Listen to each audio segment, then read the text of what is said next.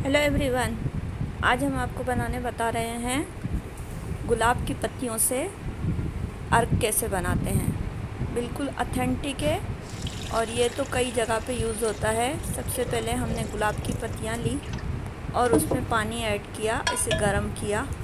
गरम करने के बाद आपने कोई भी पैन इसके अंदर रख देना है, अपने पॉट के अंदर, और लिड इसके ऊपर आपने कवर कर देनी है, उल्टी सीधी नहीं। फ्लेम जो है आपने मीडियम लो रखनी है। स्टार्ट में आपने मीडियम हाई और फिर मीडियम लो रखनी है। लिड पर आपने थोड़ा सा पानी ऐड करना है।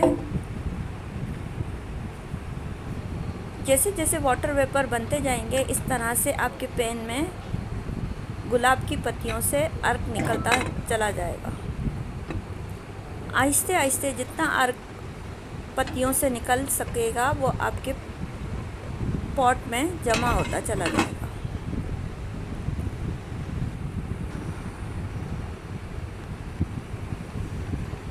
स्किन के लिए तो बहुत ही अच्छा है ये आपका अर्के गुलाब जिसे कहें, या रोज़ वाटर जिसे कहें। और जब फेस पे आप लगाते हैं तो इससे आपको एक खुशी और ताज़गी का एहसास होता है।